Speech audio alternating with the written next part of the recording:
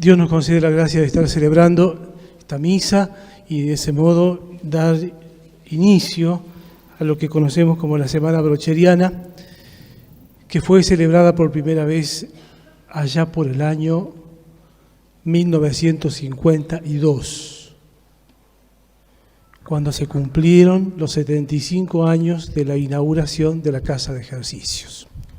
Dios nos concede la gracia de estar aquí, en este lugar y en este momento, el de la celebración de la Eucaristía. El Padre Juan Carlos Martos, que es vicario parroquial de la parroquia y del santuario, él decía los otros días que estaba tan contento de poder trabajar acá. Solo el poder estar trabajando como cura acá era ya una especie de meta espiritual, pastoral e inmerecida. Bueno, creo que eso lo sentimos todos, lo sienten los que viven acá, de un modo, los que han nacido acá, de un modo tan especial, porque el cura de Brochero es de los que nacieron acá. Y también lo sienten los que vienen peregrinando, los que vienen como visitantes, como turistas, porque Brochero es de todos. Y entonces sentimos que siempre llegar a la villa del cura Brochero, que acercarnos al santuario, que rezar ante las reliquias es para nosotros un motivo de gracia, ¿no? De gratitud.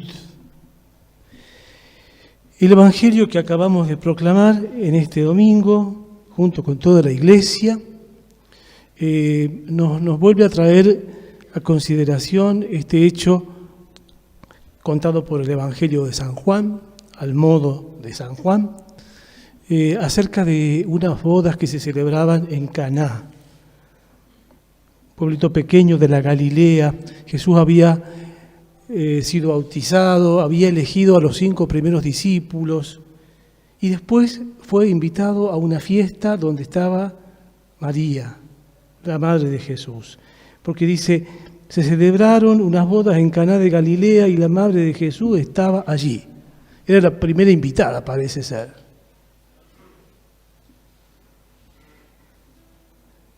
Jesús también fue invitado con sus discípulos.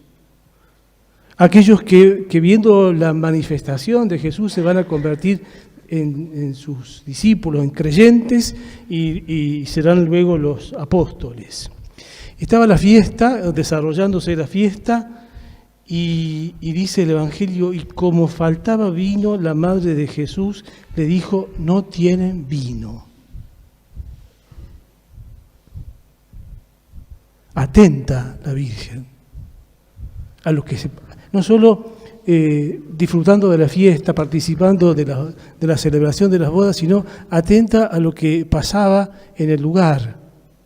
Y entonces, como en secreto, como discretamente, le dice a Jesús, no tienen vino. Todos sabemos que en todas partes una fiesta sin vino es un problema serio. ¿Qué dice Jesús? Jesús dice, mujer, ¿qué tenemos que ver nosotros? Y acá aparece la Virgen confiada en la misión de Jesús. Aquella mujer que no entendió tantas veces tantas cosas, pero que sin embargo fue capaz de guardar la palabra en su corazón. No solo que ella guardó la palabra, sino que la palabra la guardó a ella. Porque la hizo capaz de confiar en la misión de su Hijo, capaz de confiar en un secreto poder que su Hijo tenía y traía al mundo, que es el poder del amor de Dios. Y por eso, aunque Jesús le dice, mujer, ¿qué tenemos que ver nosotros? Mi hora no ha llegado todavía. Pero su madre dijo a los sirvientes, hagan todo lo que Él les diga. Y entonces aparece el agua convertida en vino, el agua convertida en excelente vino.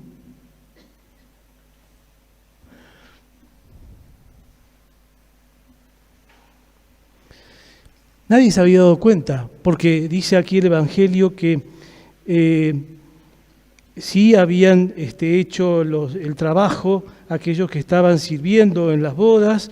Jesús había dicho: llenen de agua, saquen ahora y lleven al encargado del banquete. Y el encargado probó el agua cambiada en vino, y como ignoraba el origen, porque nadie se había dado cuenta de que la Virgen había hecho este pedido, ni que Jesús había mandado a los sirvientes, ignorando el origen, el encargado del banquete llamó al esposo, que tampoco sabía, y le dijo: siempre se sirve primero el buen vino, y cuando todos han bebido bien se trae el de calidad inferior. Vos has hecho al revés, has guardado el buen vino hasta este momento. Así es Dios, cercano a las cosas sencillas de la vida, obrando discretamente, sin llamar, diríamos, a la prensa, al fotógrafo, al quien le puede dar buena imagen. Dios cercano no solo porque próximo y vecino, sino cercano porque atento a las cosas importantes de la vida, que muchas veces son muy sencillas, como que no falte el vino en la fiesta. Haciendo las cosas Dios sin que nosotros nos demos cuenta, obrando tan discretamente que hay que tener capacidad para descubrir los signos de su amor, y entonces cuando uno percibe y comprende los signos es capaz de adherir a su persona, a su proyecto, y eso es creer. Es tan lindo volver a considerar que Jesús, el primero de los signos, el primero de los milagros, no lo hizo, resucitando a un muerto. Lo hizo metido en la fiesta de unas bodas. Miren si eso no es cercanía. ¿Y cuál es el milagro? Cambiar el agua en vino. Miren si eso no tiene que ver con las cosas lindas de la vida.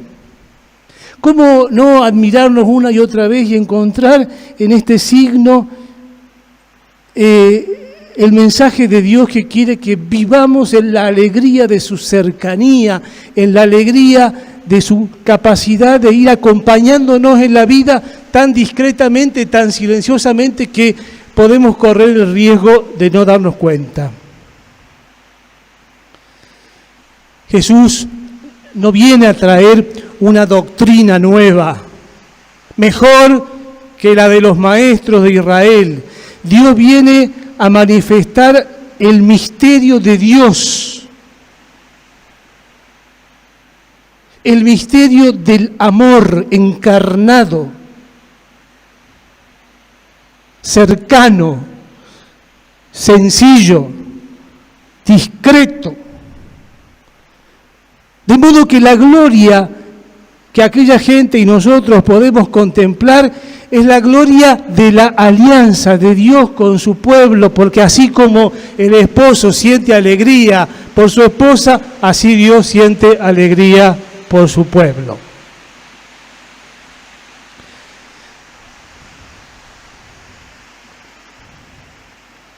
En el cura Brochero, ya que estamos hablando de bodas y de alegría,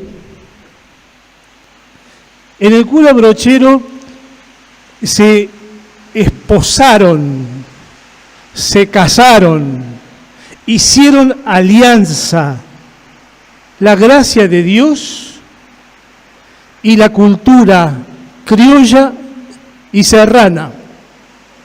No se entiende a Brochero, no se lo comprende si no somos capaces de descubrir que en él hay una alianza entre el poder de Dios, la gracia de Dios y la cultura en la que él se insertó e hizo suya, que es la cultura criolla de la sierra,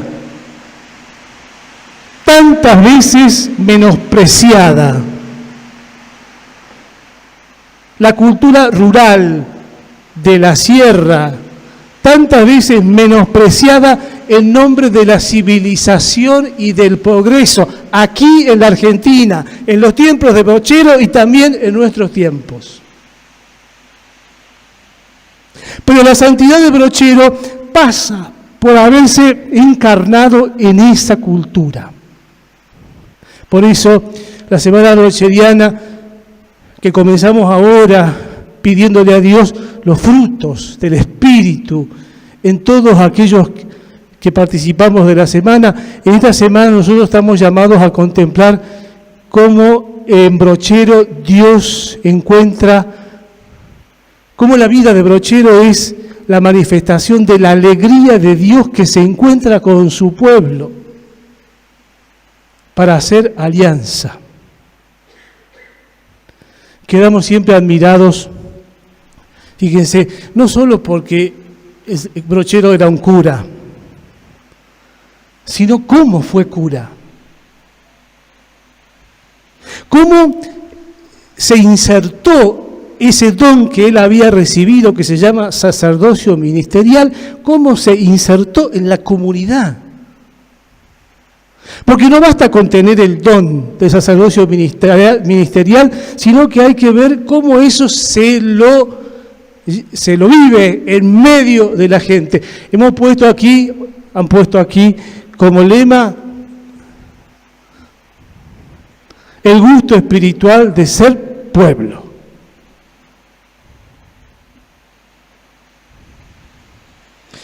Porque nosotros estamos llamados a ser una iglesia misionera, pero dice el Papa Francisco, en una de las 3 motivaciones para ser misionero, la segunda motivación que cita el Papa Francisco es con el gusto espiritual de compartir la vida de la gente. No con la obligación, con el gusto, no con cualquier gusto, con el gusto espiritual de ser pueblo, es decir, de vivir codo a codo, de sentirnos hermanos de todos. Por eso no hemos de tener miedo de decir con el Papa Francisco que lo que nos impulsa, lo que nos mueve, la motivación, el motor de nuestro trabajo apostólico, de nuestra vida cristiana, es el de sentir gusto espiritual de ser pueblo. Y Brochero brilla como una estrella impresionante en esta capacidad de encarnarse en la vida y en la cultura de su gente. Todo lo contrario a lo que hoy conocemos con el nombre, no solo hoy, conocemos con el nombre de clericalismo. El clericalismo es un modo de ser cura, pero desde fuera del pueblo. Un modo de ser cura, pero desde arriba del pueblo. Es un trabajar para la gente, pero sin tocar la gente.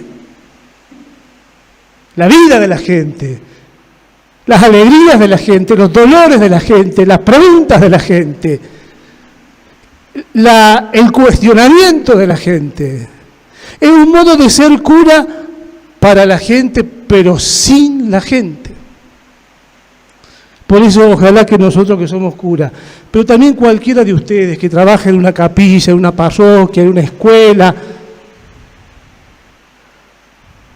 en un partido político, en un gremio, en una comisión vecinal, en un club. Ojalá que todos descubramos que no se trata hoy día de solo trabajar para la gente, sino de trabajar con la gente. Brochero se nos anticipó tantas veces también en esto, en la capacidad de hacer que todos participaran. Usted tenía dinero con dinero, usted tenía hacienda con hacienda, usted tenía material de construcción con material de construcción, usted no tenía más que sus manos con el trabajo, pero nadie se sentía fuera, todos estaban invitados porque todos somos importantes en la vida de la iglesia, en la vida de una parroquia o en la vida de un santuario. Finalmente, que Brochero nos enseñe en esta semana que celebramos, que nos enseñe a confiar en María. Que en las bodas de Caná se mostró tan sencillamente y verdaderamente madre. Atenta a la vida. Atenta a su niño. Atenta al hombre. Capaz de descubrir las necesidades y hacerlas propias y buscar remedio a lo que está pasando. Así se mostró Madre la Virgen en las bodas de Caná. Brochero, que tanto quiso a la Virgen, nos contagie devoción a la Virgen, confianza en su intercesión maternal. ¿Vieron cuando uno dice, ¿cómo se llamaba Brochero? El Brochero, y parece el pesebre, Brochero parece el pesebre, porque José.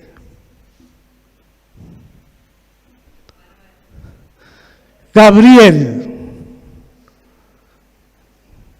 La salvación ahí, del rosario, de la Virgen del Rosario y del rosario, del rezo del rosario. Cuando el padre Aznar, un famoso jesuita que hizo tanto por la obra de Brochero, que predicó retiros aquí un tiempo después de haber muerto el cura, Aznar decía, si hiciéramos un monumento a Brochero, ¿cómo lo podríamos representar? Y Aznar decía, y en la mula.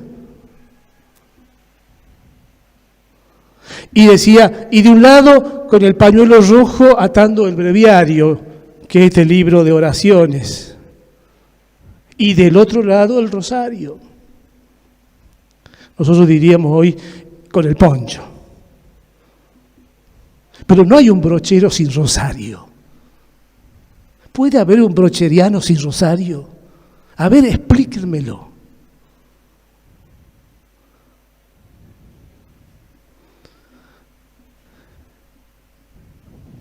Lo rezaba en la casa, lo rezaba en la iglesia.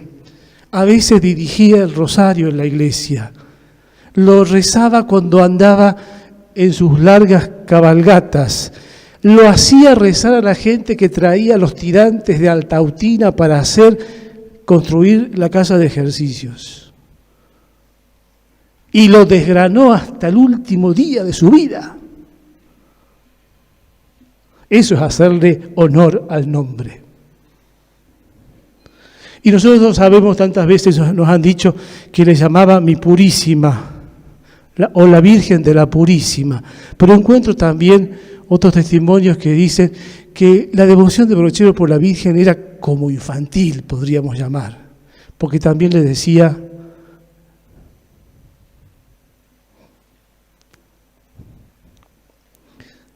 mi mamita, o mamita virgen.